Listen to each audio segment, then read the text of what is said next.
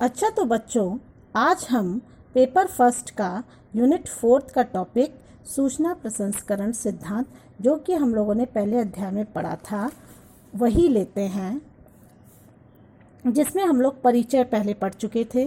उसके बाद हम लोगों ने सूचना प्रसंस्करण सिद्धांत की जो है थ्योरी पढ़ वो प्रोसेस पढ़ा था। उसके बाद हम लोगों ने उसकी प्रणाली पढ़ी थी। अब हम लोग उसकी जो है संरचना लेते हैं। सूचना सक्रिया मॉडल की संरचना, structure of information processing model.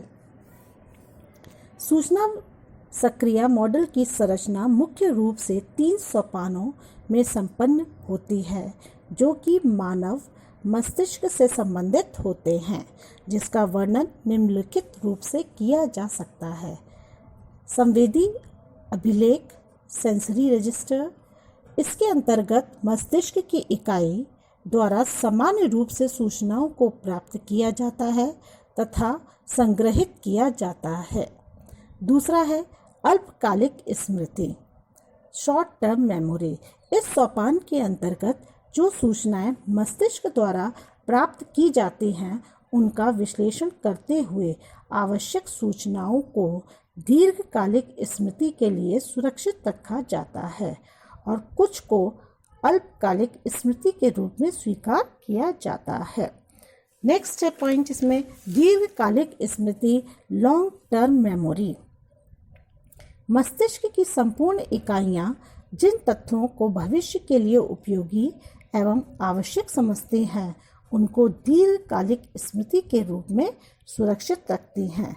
इस प्रकार जीवन में अनेक प्रकार की समस्याओं के समाधान में बालक इन सूचनाओं तथा तथ्यों का प्रयोग करता है, जो कि उसकी दीर्घकालिक स्मृति से सम्मिलित होते हैं।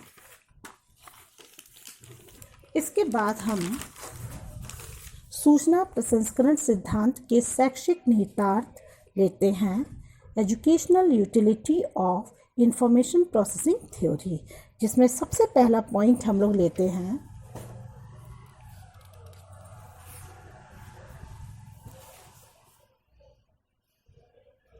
छात्रों का ध्यान प्राप्त करना, गेन द स्टूडेंट अटेंशन।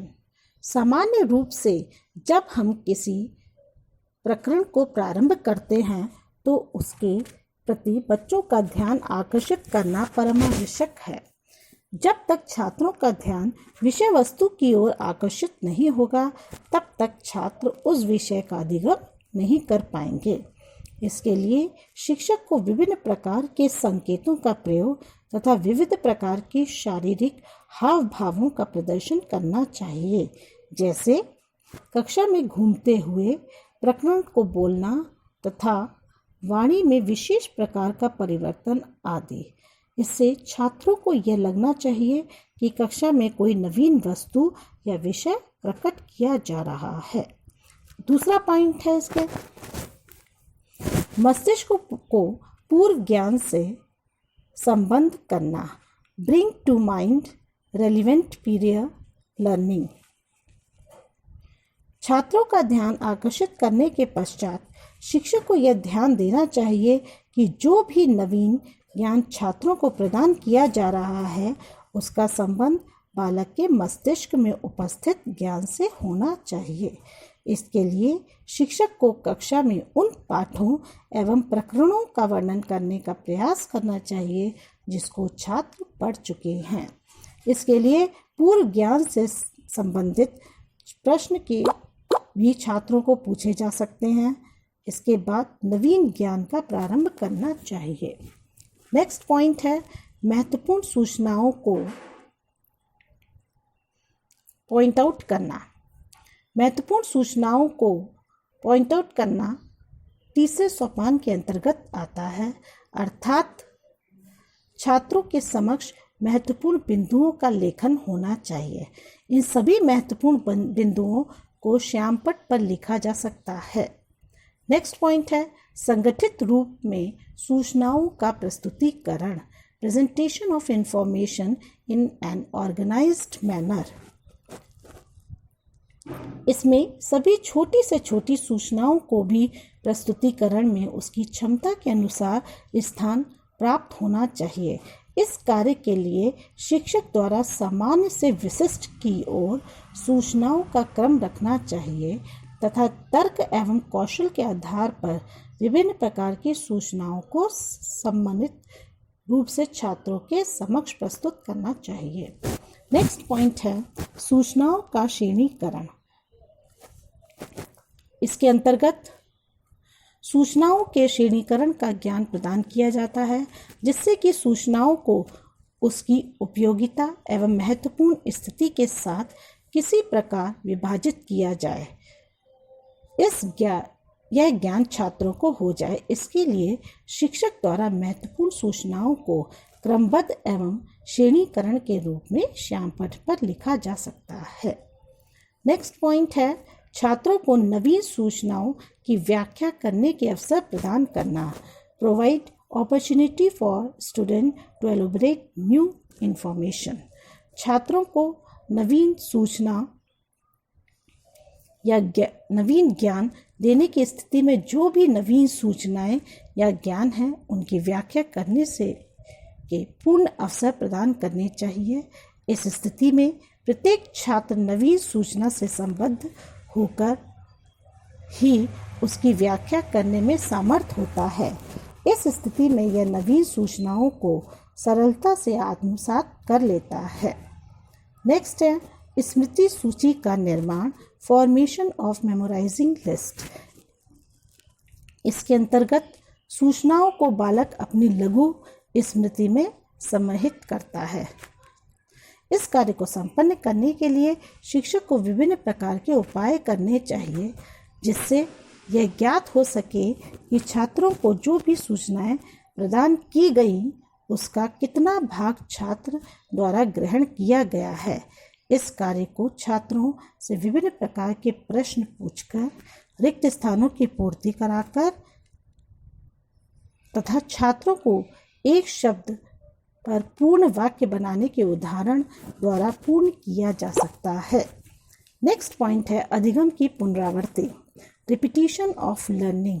सामान्य रूप से विभिन्न प्रकार की सूचनाओं को दीर्घकालिक स्मृति में समाहित करने के लिए इस सोपान का प्रयोग किया जाता है। जो अधिगम सामग्री अल्पकालिक स्मृति में समाहित होती है उसे अभ्यास या पुनरावृत्ति के माध्यम से दीर्घकालिक स्मृति में समाहित किया जाता है।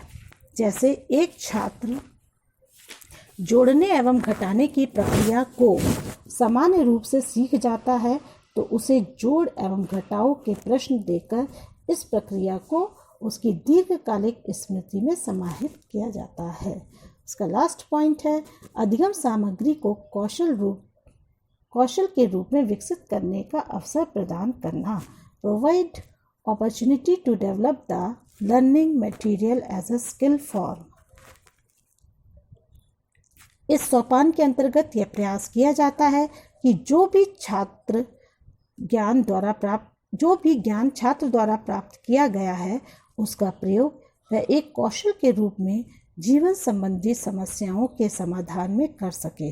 जैसे छात्र वजन संबंधी ज्ञान को प्राप्त करके उसका उपयोग बाजार से सामान खरीदने में कैसे कर सकता है एवं छात्र बाजार से सामान खरीदने में इस ज्ञान का कितनी कुशलता से प्रयोग कर सकता है आदि। इसके अंत में उपरोक्त स्वरूप यह स्पष्ट हो जाता है कि सूचना सक्रिय सिद्धांत का प्रयोग व्यापक रूप से कक्ष शिक्षण में किया जा रहा है तथा इसके प्रयोग से छात्रों के अधिगम स्तर को उच्च बनाया जा सकता है तथा शिक्षण अधिगम प्रक्रिया सरल रूप से संपन्न हो सकती है। इसके बाद जो है हम सूचना प्रसंस्करण सिद्धांत की आलोचना ले लेते हैं। क्रिटिसिज्म